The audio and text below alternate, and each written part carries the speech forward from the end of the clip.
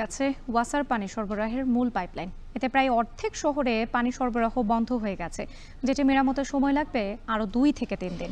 এ নিয়ে বিস্তারিত জানাতে চট্টগ্রাম থেকে যুক্ত হয়েছেন হোসেন জিয়াদ।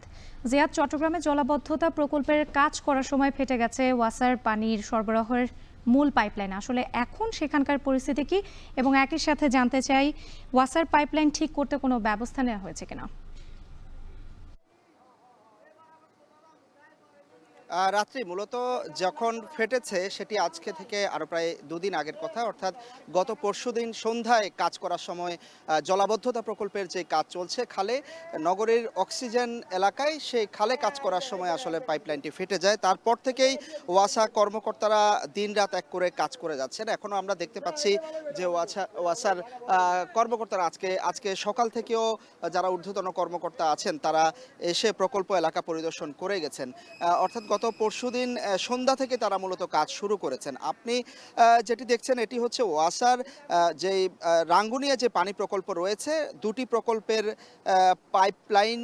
এখানে মোট 2টি পাইপলাইন আছে, বড় বড় 48 ইঞ্চি ব্যাসের পাইপলাইন এগুলো। তার মধ্যে যেটি সেখানে 1 এবং 2 দুটি প্রকল্প। এক প্রকল্পের যেই পানি যায় প্রতিদিন প্রায় 14 কোটি লিটারের মতো পানি সরবরাহ হয় এই 48 ইঞ্চির মূল পাইপলাইন দিয়ে।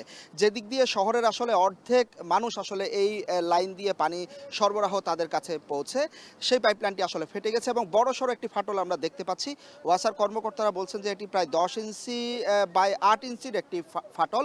ফলে এই ওয়াসার যে পানি উৎপাদন রাঙ্গুনিয়া প্রকল্প থেকে সেই 14 কোটি লিটার পানি উৎপাদন গতকাল থেকে মূলত বন্ধ রাখা হয়েছে।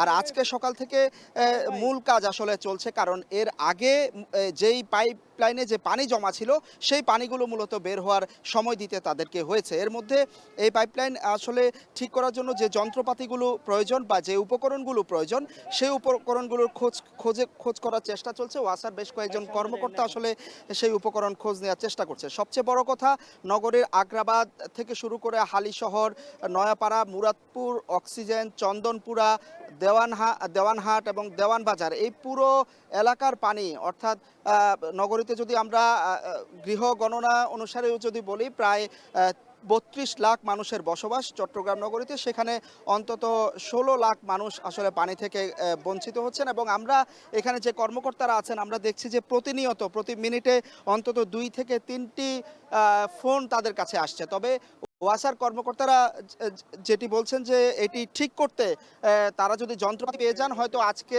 রাতের মধ্যে তারা ঠিক করতে পারবেন। আর যদি যন্ত্রপাতি না পান তাহলে সেক্ষেত্রে 2 থেকে 1 দিন হয়তো তাদের আরও সময় লাগবে। এবং যদি ঠিক করা হয়ও পানি সরবরাহ স্বাভাবিক করতে অন্তত 1 সপ্তাহ সময় লাগবে বলে তারা বলছেন। রাত্রি চট্টগ্রামে জলাবদ্ধতা প্রকল্পের কাজ করার সময় ফেটে গেছে ওয়াসার পানি সরবরাহের মূল পাইপলাইন। এ নিয়ে বিস্তারিত জানাতে আমাদের সঙ্গে যুক্ত ছিলেন হোসেন জিয়াদ।